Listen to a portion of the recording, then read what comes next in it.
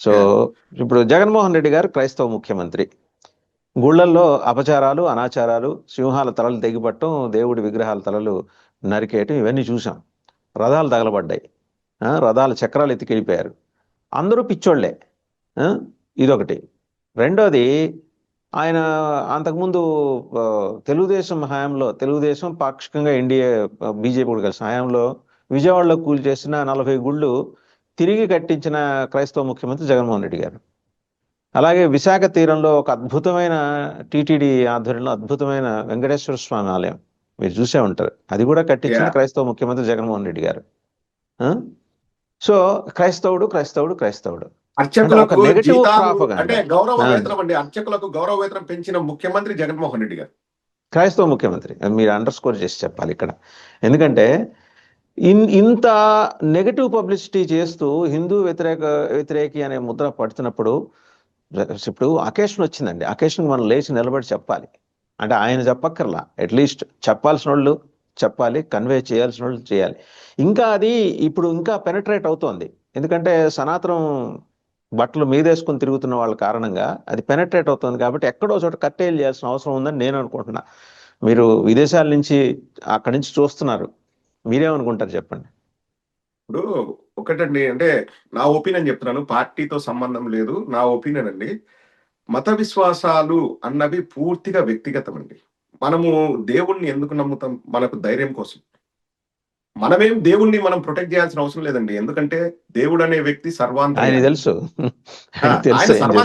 ఆయనే ప్రపంచాన్ని రూల్ చేస్తున్నారండి. మనం దేవుణ్ణి కాపాడడం ఏంటి?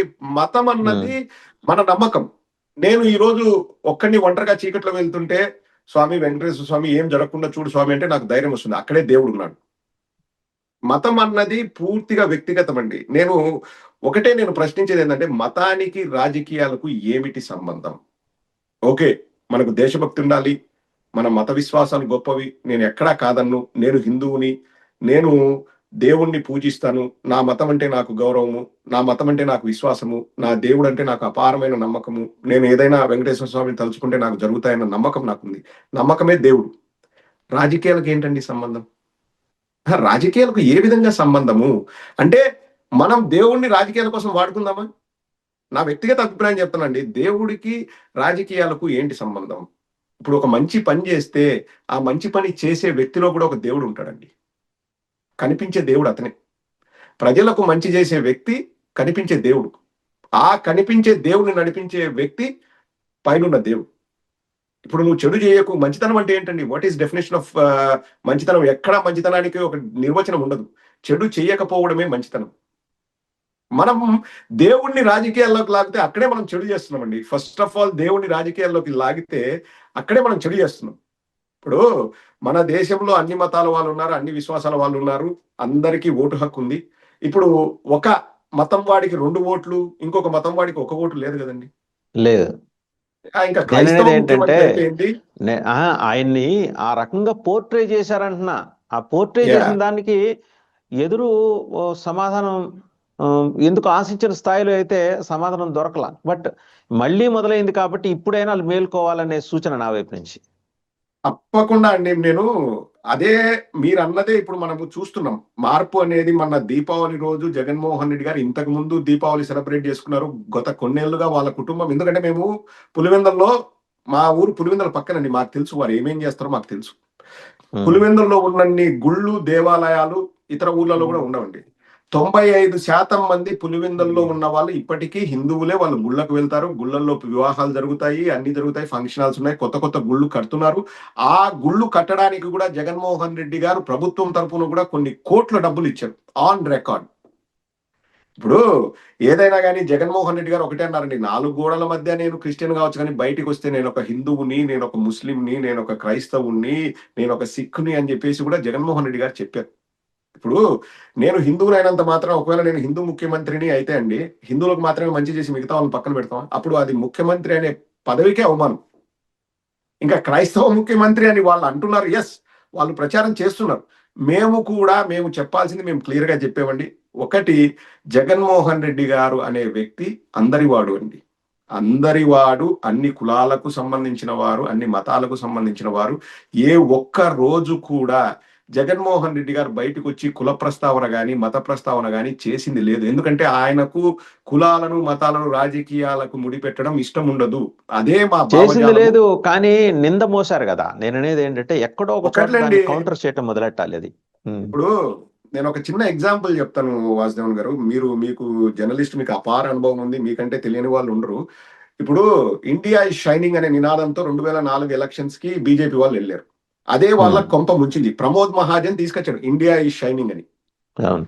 అంటే ఏంటి, ఇండియా ఇస్ షైనింగ్ అంటే మేము ఇబ్బందుల్లో బాధల్లో ఉంటే మీరు ఇండియా వెలిగిపోతుందని మీరు అంటారా అని చెప్పేసి ప్రజలు అఫెండ్ అయ్యారు. అది కూడా ఒక ప్రధాన కారణం. 5 ఏళ్ళు వాజ్పేయి గారు సరిగా చేయలేదంటే వారి రేంజ్ లో వాళ్ళు బాగా పరిపాలన చేశారు. కానీ 2004లో ఎందుకు ఓడిపోయారు? ఓవర్ గా చెప్పుకున్నారు.